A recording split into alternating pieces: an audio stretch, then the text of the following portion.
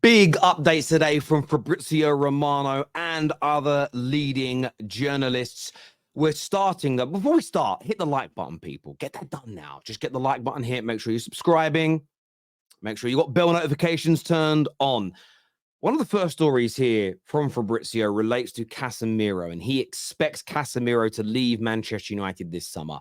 And this is not unexpected to the vast majority of Manchester United fans. Whether you think his legs have gone, whether you think he's not committed to the club, combination of the two, his performances this season have been poor.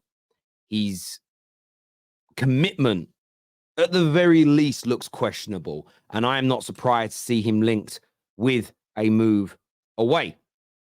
Now, on top of that, there's rumours today that Bruno Fernandes is also considering leaving. His view being that at 29, coming up 30, he doesn't want to spend the remainder of his career at a club that is stripping everything out and starting a genuine rebuild from scratch. He wants to go to somewhere that is in a position to try and win major trophies now, as opposed to in 3 or 4 years' time. I don't blame him for having that mindset. It's actually the winning mindset you want from your players, but they also have to look at their own careers, how long they have left, etc. So a lot of stories coming out of Manchester today, whether it be from Fabrizio Romano and or other sources. The Casemiros, the Varans, the Bruno Fernandeses could all be on their way out of Old Trafford this summer. I want to gauge your opinions on that.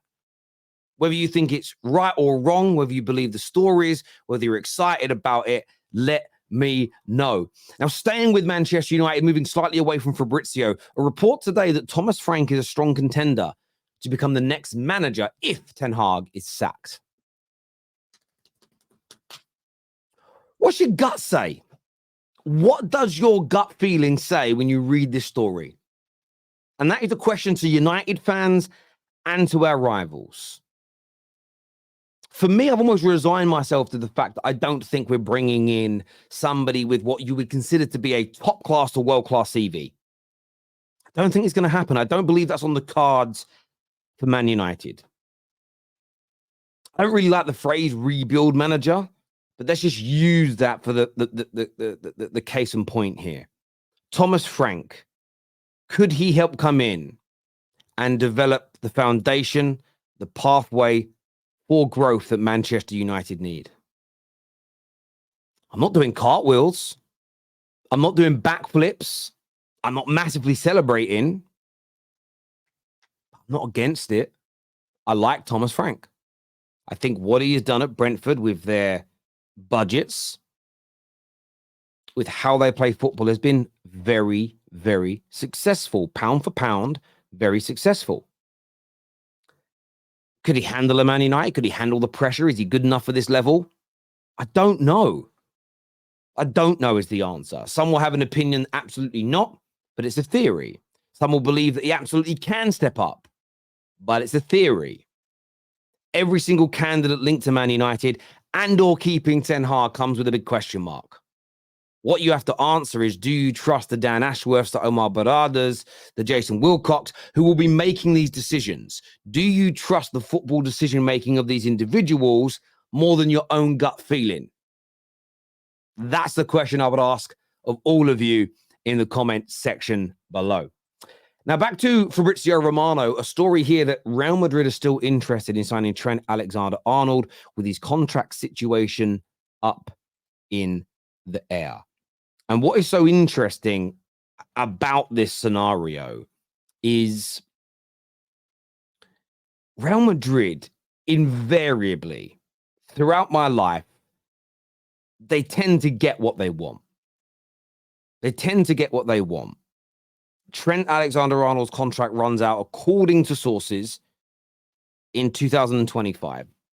End of May or end of June 2025. He could potentially be available on a free transfer at that point.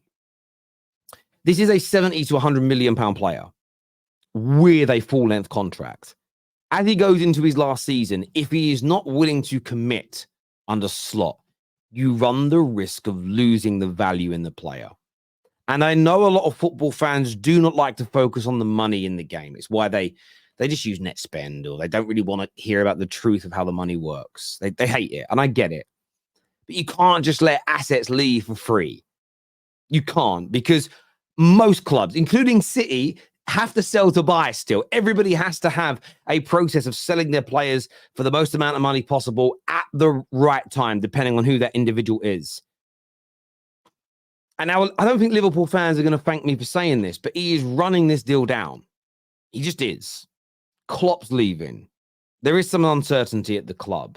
Why hasn't he committed already? And it's Real Madrid.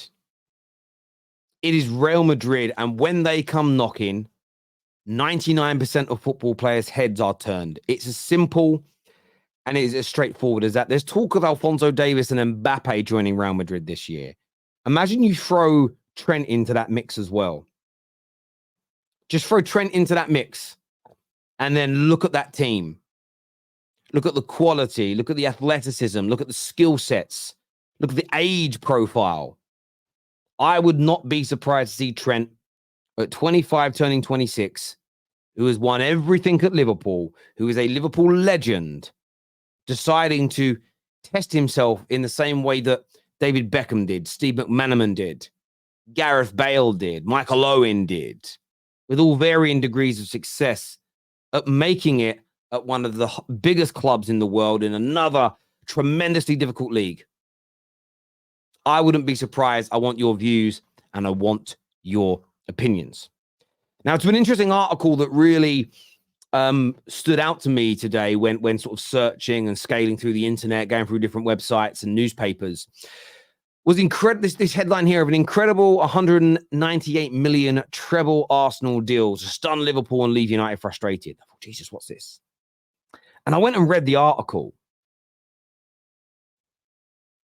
And it's not about whether or not I believe Arsenal will get all three of these players, because that is a different conversation.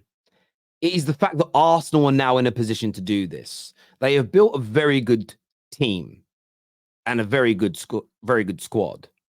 The squad still needs to be improved. You think about players in there like El Nenis, you'd love to uplift that level a little bit. And there'll be some exits this year, the likes of El Neni, potentially Smith Rowe, Nelson's, etc. There will be some casualties to this team. And there may be a big name or two that leaves, just in terms of keeping things fresh. The three names in this article that are linked to Arsenal, I think about it, and we all know that Arsenal have become a very dangerous outfit. They still haven't got over the line in terms of winning a major trophy since the FA Cup a number of years ago. But when you look at this article, it states that Frankie de Jong, who could be available for between 70 and 80 million pounds. They're looking at Alexander Isak, who has been killing it at Newcastle this season and would be an absolute huge improvement in terms of a number 9 who is prolific.